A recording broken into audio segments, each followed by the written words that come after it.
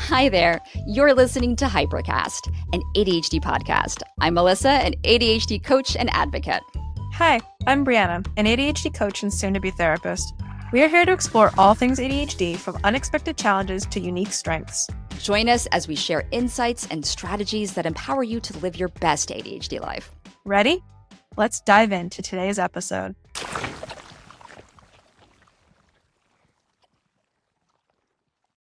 First of all, welcome to Hypercast. And Melissa, I love that you put on a podcast voice. Do you know that? Oh, yeah, I'm absolutely sure. Red leather, yellow leather, that type of thing. Peter Piper picked a peck of pickled peppers. A peck of I can usually do it. See, now I'm nervous and I'm being watched. Don't worry, I'll close my eyes. Go again. Peter Piper picked a peck of pickled peppers. A peck of pickled peppers Peter Piper picked. If Peter Piper picked a peck of pickled peppers, then where's the peck of pickled peppers Peter Piper picked? Hey! Welcome back to Hypercast, am I right? Today's topic is what is ADHD culture? And we're very excited to talk about that today. Can you tell me, Melissa, why you think this topic is important? Why, yes, Brianna, I can tell you why this topic is important. We're not going to get anywhere. Too many giggles. Honestly, today's topic is really important because people with ADHD often feel really lonely and left out in the world. And I know this personally. So often I can be at a party and feel like I'm a fish out of water. I don't like small talk. I often find it hard to talk to people about the topics I enjoy. And just being in the world sometimes feels a little bit lonely. I would like to shine a light on this topic because this is my soapbox. This is my topic. It's so important to understand that you're not alone, you're not broken, that the world wasn't built for you, that you don't have to do things the way that everyone else does them just because that's the way it is for everyone else. If you can do something your own way that's unique to you, that, you enjoy doing, and find people who do it your way too, so you don't feel so alone, so you feel like you're a part of a community. And finding that level of acceptance and empathy and understanding is so important. So if we can overcome this whole, it's a disease, it means you're broken, It means you're not trying hard enough, it means you're lazy, all that type of microaggression nonsense, and really dive into the community aspect of ADHD culture and really find your home, find your people, find your niche, I think we would be thriving. I've never really considered that ADHD could be considered a culture. Okay, that's fair. A lot of people haven't thought of that because society thinks that culture is only oh, you're Indian, that's your culture, or your religion is kind of a culture as well. But coffee culture exists. True. Skateboarding culture. People who love the mountains, that's a culture. Musical nerds, musical theater nerds, that's definitely a culture. You can definitely tell who's into musical theater just by singing a couple notes from Cats or the Newsies, and people will show you who they are. So in that way, it's not any less than any other culture, right? It's culture is not ethnicity. Culture is just a group of people who all enjoy the same thing, who get along because they all have similar values or similar interests or similar ways of expressing and living in the world. What is ADHD if not a culture? True. Yeah. I guess there's part of it that I'm in my 40s and feel like I've lived my whole life and have never really embraced my ADHD as a positive thing all the time. I think more recently, definitely I have, but the bulk of my life has not been embracing ADHD in a positive way. Well, unfortunately, you probably grew up in the time period where ADHD was considered a disability, something that you were supposed to be medicated for, something that was treated, that we were searching for a cure for. And not until very, very recently did we understand that it's just a difference. It's just a difference in the way that your brain works. It's not something that we need a cure for. Yes, there are struggles, but there's also positive sides of it. It's just different, And it used to be that this medical model of disability was all about oh, how can we fix you? How can we treat you? How can we cure you? poor you, so sad that you have this thing. If only you didn't have this thing, then you could be a whole human and you could be better. That hurts. Like, for me, that's like Yeah. insulting to hear someone say, like, if only you didn't have this crucial part of who you are, you could be a whole person, better person. Honestly, that's the mentality I've grown up believing, or people have thought about me, that I'm different, or like you said, I'm not a whole person. I'm lacking. Yeah. What about my ADHD makes me any less than you? Yeah. Like, there's not, like, it's not like cancer, right? It's not something that will kill me. It's something that I love about myself, that makes me see the world in a unique way, that makes me an interesting person, gives me part of my personality, gives me some of my interests. It dictates how I see the world, and that informs who I am. Yeah. Right? And I'm proud that I am an ADHD individual. Like, I am proud of that. It took me time, but I am to the point where I am also proud now. I felt for a long time it was something I would shy away from sharing with others. Yep. Shameful. Keep it hidden. Don't tell anyone. No one can know. Masking all the time. Never let anyone seeing, which like, is exhausting. What you're truly like. Yeah. So exhausting. Yeah. It's awful to have all of this, like, to have that shame from society and that view of, like, you know, it's something that can be cured or fixed or it needs to be fixed. And having all of that be what society has told you, and then having that internalized, like having that belief become what you believe about yourself. Because if you were constantly told that you were lesser and less worthy and not as good, and you start to believe that about yourself, and you start to feel hopeless, and you start to feel like you're the problem rather than society. Yeah. And that's why culture is so important. This cultural understanding that it is just a culture. It is a part of who we are. It is just a difference that we're born with. And having that community, having that acceptance, having that understanding is so important. And there are so many downsides to having ADHD, because it's not all sunshine and roses, but I do think there are some positives. People with ADHD have a lot of strengths. We can be creative. We can be out of the box thinkers. We can be calm in a crisis when others can't be. There are a lot of things that we naturally excel at. And when those things are harnessed and used in an effective way, it can be beneficial to the people around us, our communities, at our jobs. But if we are being held back because of our executive functions, or because of, like, the disability aspect of it, or because society has not been built for us, that doesn't offer the supports that we need in order to utilize our strengths, that's when we suffer, right? Like, that's the environmental fit model, just talking about that briefly. Like, that's when you believe that society just wasn't built for you, wasn't designed for you, and that's what's keeping you from excelling or succeeding, which has some merit. Society definitely wasn't built for us. It was definitely built for the neurotypicals, and we definitely suffer as a result of society. Just, you know, all of the sitting still for 8 hours a day in a classroom or at work, all the forms you have to fill out to function, all the executive functioning decision-making skills you have to do on the daily. And we've lacked this community aspect of, like, you know, outsourcing some of the things that we're not good at and, you know, focusing on the things that we are good at. And that's really important. Yeah. I feel sometimes like it's really, really, really hard living day to day with ADHD. And like you were saying, you can outsource things. And then there's that voice in the back of my head that's like, why can't you just do it? And then I end up with a backlog of things that I should be able to do, right? Yeah. Should is a terrible word. Yeah. Do not should on yourself. Don't should all over yourself, You've people. said to me multiple times. Yeah. But that's partly the, like, internalized discrimination, and partly, like, the just barrage of microaggressions that we've received, like, throughout our lifetime. Like, why are you so lazy? Are you even listening to me? Are you even trying? If you only tried harder, can you stop fidgeting? It's distracting.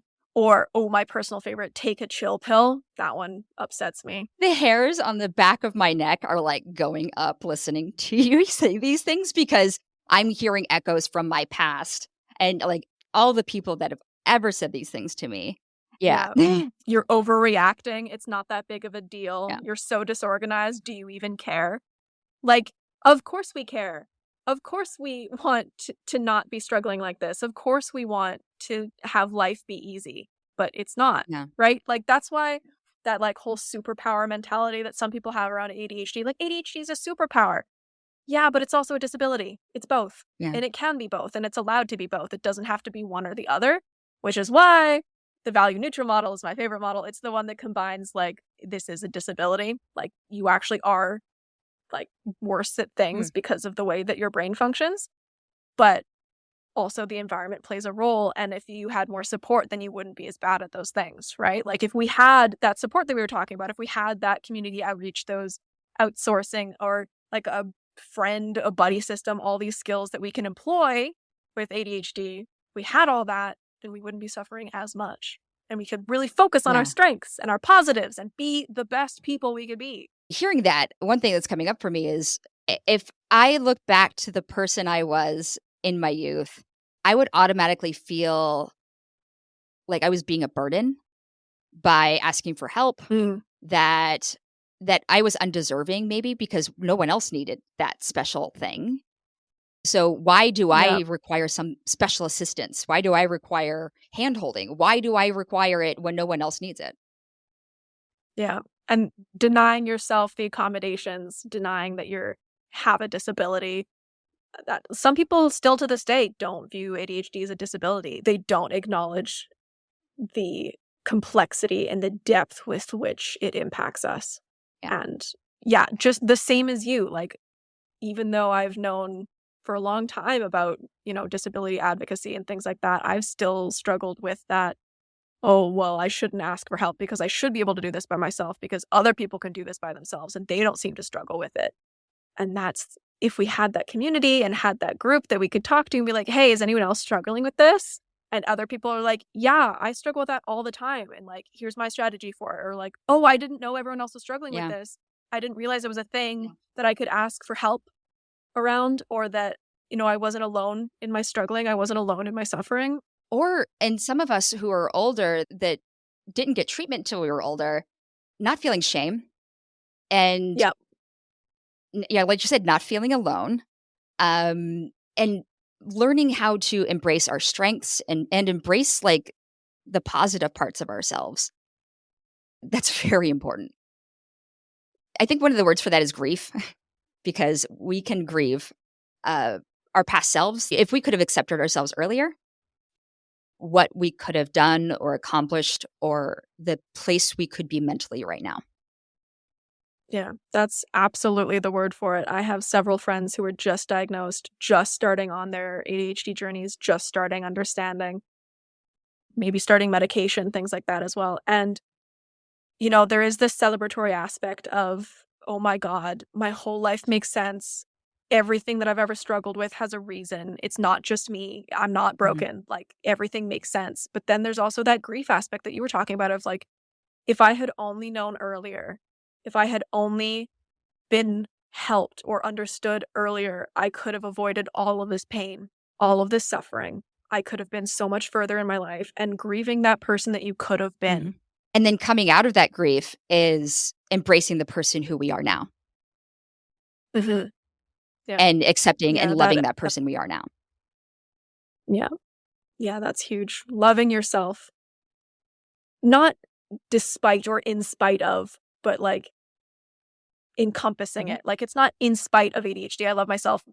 But no. I love myself and my ADHD. I love all of like, me. We are one. Yeah, I love all of me. I love all of me. Yeah, exactly. And being a part of that community is the start of how you can do that, right? Because you'll find like-minded people who understand, who are empathetic, and your values and the way that your ADHD presents will be a part of what makes you the group, right? It's a part of what helps you fit in socially in that culture, right? Your little quirks and differences aren't different if they're the majority, right? Like, if you're trying to exist in a neurotypical culture and you don't fit in, why not find your people? Yeah. right? Like, why not find a place where you do fit in, where you don't feel so broken, where you can start to work on loving yourself and building a positive relationship to what has been previously told that you were broken or something that needed to be fixed. Often in a group of neurotypicals, when I start talking about my varied interests and hobbies that I'm actually pretty proficient at, I sometimes get this look from them that says, there's no way you can do all those things. But when I walk into a room with people who have ADHD, I may find people that love woodworking like I do and love dancing and love to do all these little weird things that I love. And we can talk for hours. Yeah.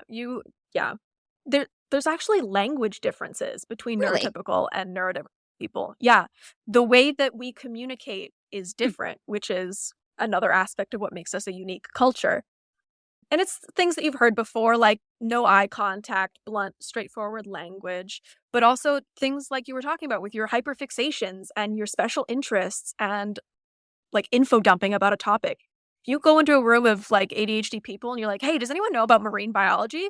Someone's going to tell you about their favorite prehistoric fish and how it has evolved and nowadays and how it relates to river otters. And you've gone on a journey of learning, and it was entertaining and engaging the whole time because they're so passionate about it. And I feel bad for the small talk neurotypical people who are like, oh, how's the weather? How are the kids? Like, that must be a boring life, you know? Exactly. So sad. Our lives are so full and rich. I think one of the great things about having ADHD is that I personally find new and wonderful things about the world every single day. And I love learning and I find the world and life interesting. We definitely retain more of that childlike wonder. I feel like the neurotypicals are missing out on that. And they don't take time for play or for joy because they feel like they shouldn't. They feel like they have responsibilities and whatnot. Whereas I am still sparked by things around me. Like if I see bubbles, I'm very excited about the bubbles. And I'm not saying that neurotypical people don't have interests and don't, go do things that they enjoy. I just feel like we embrace it more because we have this impulsivity and this hyperactivity and this drive to do something interesting to trigger that dopamine response, right? Whereas we are dopamine seeking machines, and whatever form that takes is always filled with like wonder and joy. And I think that's awesome. Like as kids, our job is to learn about the world through play. And I think that's one of the things that gets lost as we grow up, as we become adults, is that we stop exploring the world through play and we stop learning more about the world. I think our worlds become smaller if we just play by that neurotypical playbook and you just stop growing and learning and being excited about the world. Have you heard about the neurodivergent love languages? No, I haven't. So like there are love languages and it's like how people express love to each other and how people relate in the world. But for neurodivergent people, it's slightly different. So we have info dumping, parallel play, support swapping, please crush my soul back into my body. And I found this cool rock and I thought you would like it. Okay. Can you explain each of those? Because that, and normally I don't say this. Can you explain that a little slower for me? Yeah, no problem.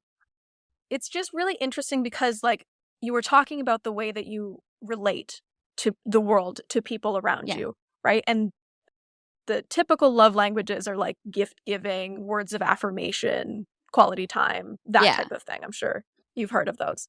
But like the way that it translates to neurodivergent thing is just like, it's just slightly more interesting, right? So like info dumping is like telling your person like, oh my God, I learned this thing. I thought of you. I really wanted to share this information with you because I thought you would like it and you'd be really interested in this topic. And now we're having this really interesting discussion and it's bringing us like closer together. It's like growing our intimacy and our connection. Parallel play is like, it's the quality time aspect of things. So basically it's like, I want to do my hobby or hyperfixation. I want to do woodworking. And then I'm over here playing with like Legos or like doing paper origami, but we're still with each other. So we're still building that connection and that intimacy in the world and like experiencing joy, even if we don't love the same thing, which is what neurotypicals are limited to. Like you're like, oh, we both love the hockey. So we go to the hockey game and we drink beers and we sit at the hockey game or whatever. What if someone doesn't like hockey, but they like you as a person? What do? You do two things at the same time. And it's easy. Now you can relate to that person and you're having a great time. support swapping is like acts of service. So it's a great tool, works with like body doubling, things like that. So if like I'm struggling to clean my house and you're really good at like organizing clothes or something like that, I am and really good I'm at really good at organizing cooking, clothes. like, well, you would organize my clothes and I would cook for you. And that's support swapping. So now we've done acts of service for each other and we've supported each other because we have this community and this culture. Let's go. I love this idea. Please crush my soul back into my body is physical touch, but we have really heightened nervous systems, right? Like we have that emotion dysregulation, whatever. So deep pressure therapy works really well for us. So you like a hug isn't going to cut it. I need you to crush my soul back into my body. It's one of my favorite things as a neurodivergent person. And I found this cool rock that I thought you would like. Have you seen those like penguins or like the otters that like give little rocks? And it's like the cutest thing. It's gift giving is effectively like what that one is. It's just like I saw this thing and you know, we're impulsive, we're distractible, right? So like I was in the store and I saw this and I was like, oh my God, I found this little bee keychain and I know you love bees and I thought of you and I got it for you. Rather than like, oh, you were telling me last month that you really wanted to read this book that was a part of book club. Our memories aren't gonna remember that you wanted to read this book from book club. I literally have downstairs, I have a hodgepodge of things that over the last month I've picked up from my mother-in-law for Mother's Day because I thought she would like them. And it's just this pile of little things. And so it's not just one big gift of, oh, I thought you may like this 4th or 5th robe to add to your wardrobe. It's these little things that I think that will bring her joy in her everyday life. Yeah. And isn't that amazing? Isn't like our way of relating to the world slightly different than the neurotypicals, but it's so much more meaningful and impactful for us. And if you have a community of people who are just like you, then you'll have more access to ways of being loved that would make you feel connected and supported and embraced and loved. I love this idea of service swapping because my love language are acts of service. And I love doing things for people, but sometimes it can deplete me of energy. Yeah. But it's like you want to show acts of service. You want to show that you love and care about someone. But if your energy reserves or your spoons are lower and you have to prioritize just your basic functioning, then that damages the relationship, right? You're like, I can't give you these acts of service that I really want to because I would be sacrificing my own health and my own life. Whereas if you support swap, then you're both getting access service, you're both maintaining that connection, and you're not depleting your energy. Yeah. And there are so many times if I think about trying to engage with somebody or get in touch with someone, and I know that whatever we do will just deplete my energy, it will prevent me from even getting in touch with them. So this could be an opportunity to maintain my own energy and still spend time with someone. I also like the idea of doing different activities in the same room with someone. Oh, it's so much fun. I highly recommend it. It can even be as simple as like you're both playing video games, but like different games. And then you're just like, oh my God, look, I found this thing. Like, oh my God, look, I found this thing. And you're not even playing the same game. But yeah, one of my favorite things to do with my fellow community members, my fellow ADHD people, is we will do like friendship dates that are like grocery shopping. Oh, that's fun. Right? Like we like go to a grocery store together, buy groceries, cook meals, and we'll like meal prep together. And then I'll cook one meal, they'll cook another meal, and then we'll eat together, right?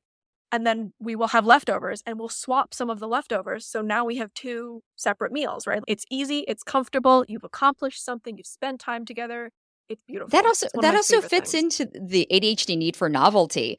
So you cook a meal, you get some leftovers to take home, and then you've got a new interesting dinner or lunch for tomorrow. Oh, that's really cool. Yeah. And it's something that you can have if you embrace ADHD culture. You know, if you don't keep trying to deny yourself, like, well, I can't invite my friend over to go grocery shopping or do my errands with me. Like, they wouldn't enjoy that. That wouldn't be fun. I have to do that by myself. Why? Sometimes just shifting the way that you're looking at something can make all the difference. Yeah. And that's my point with this culture. Like, it is a culture because there are unique and different ways that we do things, that we relate to each other, how we communicate. It's all unique to us, to neurodivergent people, right? And if you embrace that and you stop trying to exist in a culture that's not your own, right? That you don't belong to, that you're always going to be on the outside of, or that you're masking really hard to fit into. Like, just shift your mindset to, I'm not broken. It's a part of who I am. Yeah. It's making me think of ways like when I'm stuck at a party of neurotypicals, what can I do? The last party I went to, I ended up having a lovely conversation with someone who was really passionate about their job. And that was the best part of my night. I don't know if he had ADHD, but he was just like focused in. He was passionate from the base of his being. Like you'd see it shining from his pores. And I just found that so inspiring. Yeah. But that's what I'm talking about with like that info dumping or whatever. Like that level of passion for a topic is rarely seen in the neurotypicals. Yeah. I mean, maybe if there's like a niche thing that they're really into and they really enjoy talking about, but they'll only talk about it with other people who are in that niche thing. So it never gets shared or expanded beyond that little niche. Whereas it's not necessarily the topic that we're interested in. It's the passion behind the topic. And I could listen to anyone talk about anything. Yeah. Like when someone's eyes light up and you can just see how excited they are. And the person I was talking to was like, I love helping people. And I had nothing but open ears for this person. And I don't remember most conversations I had, but I remember most of this conversation. It's because of that passion. Yeah. Any conversation that starts with, okay, so listen, is my favorite conversation. Because you got me. Yeah. We're not always going to be with someone who has ADHD. So how can we, embracing who we are as people with ADHD, how do we adjust our own personal lens in those times and moments? That's a great question. I would like to preface this by, if you're in a safe environment, right? Like if you're with people who you trust, who you feel safe around, then you can absolutely explain some parts of ADHD culture to them and see if they're receptive to the idea and if they're interested in participating. It's not like the neurotypicals can't do this. You just have to find someone who's willing to take the time to listen and to try it. And I know, unfortunately, there are still a lot of places, like some families, some cultures, some things just don't accept that ADHD is real or wouldn't accept you as you are. And please prioritize your own safety in terms of like, if you don't feel safe in this environment, if you feel like your job or your living situation or your safety is at risk, please just keep your mask on until you're with your people. But hopefully the world is going in a direction where there is more understanding. I'm just having a moment here, an aha moment, where I'm realizing that the level of relaxation I have around other people with ADHD or neuroatypicals, it's the I see you moment. And that I actually take a deep breath and like my shoulders relax. I'm realizing this in this moment right now. Yeah. First of all, this is why peer review is such a valid way of diagnosing. Like, I have ADHD, you 100% have ADHD because I'm comfortable around you, because you are not instantly zapping my energy the second you walk in the room. Yeah. Like, there is this just like subconscious understanding that like what normal is our version of normal rather than the neurotypical version of normal, right? Like the social expectations, anything that you like want to be doing is all the neurodivergent way rather than the neurotypical way. And it like there's some part of that just puts me at ease. I'm calmer, my anxiety doesn't spike. Like, I don't know how to describe it, but if you know, you know. There have been many times where I would have to, or at least I would feel for a neurotypical that I would have to explain things in depth. Yes. Where it will take me one or two sentences to explain to someone with ADHD. And I feel heard. I feel absolutely heard. Yeah, that feeling alone is worth, being a part of the community, the culture, embracing our ADHD. Just that like feeling heard, feeling seen, feeling understood. Just that alone, let alone all the other benefits we've already talked about. Just that is so worth it for me. So why don't we sum things up? We started off, we were talking about some of the negative aspects of having ADHD in a neurotypical world. You can recap. It can be really hard. Yeah. Yeah, no, it can be really hard. There's a lot of microaggressions. Like, society just simply isn't built for us. Like, the structure around like how the world works. It was built for neurotypicals by neurotypicals. Like that's the system that we've grown up in, and it doesn't work for us. Like, and it impacts our education. It impacts our jobs and career options. It impacts our job longevity, right? Like if you're with a boss and they don't explain why, or they're not understanding how you work or function, or giving you really boring jobs and you're not, meeting the productivity quota. Like, or you're not getting there at the time they need you to be there every day. Or yeah. I actually had one boss that I had a door I could close, and when I closed the door, he felt like I was not being part of the team or something, and I'm like, no, it's just helping me focus. Yeah. If there was just that little bit of understanding in like your friends, in your family, in your job, in your education, by your teachers, whatever, it would be so incredibly helpful. And that's part of like what culture does. It like brings it to light. It builds groups. It makes you feel safe enough to start advocating, to like change the world, Yeah. So those aspects of it, the microaggressions piece, all of that, like being internalized and you starting to feel worthless and broken and helpless, and just that whole thing is so harmful. And then the flip side of, if you embrace ADHD, if you embrace the culture, and you can find some really beautiful things there within. Yeah. I think it's important to remember that regardless of where you are on your ADHD journey, there are other people out there going through it too. You're not the only one. You are not the only one. And it can mean reaching out. I know like Chad has peer group meetings. There are multiple meetings online that you could do as well. Yeah. I'm a part of several Facebook groups. And like we said, you just kind of like gravitate towards them. They just kind of like exist in nature. And you're like, this one feels safe. So I'm sure you have some people in your life that you could also turn to. Story that I thought of when you were talking about that is like, I have a group of friends who was all recently diagnosed. Yeah. All 4 of them were at that stage of, I've just been diagnosed. I don't know what to do. I'm kind of grieving the loss of the person I could have been, but also I'm super excited and I want to talk about medications and I want to talk about what this is like and I want to talk about, and they just ran with it. This is proof that reaching out and being part of community is a vital part of self-acceptance on this ADHD journey. Yeah. And we talk about some crazy things in there. We talk about some like very personal things. So it's the easy stuff. It's the fun stuff. It's the hard stuff. It's the trauma. It's the crying. It's the tears. Yeah. It's a community. Well, this has been an awesome conversation. Unfortunately, I think we've come to the end of our podcast today.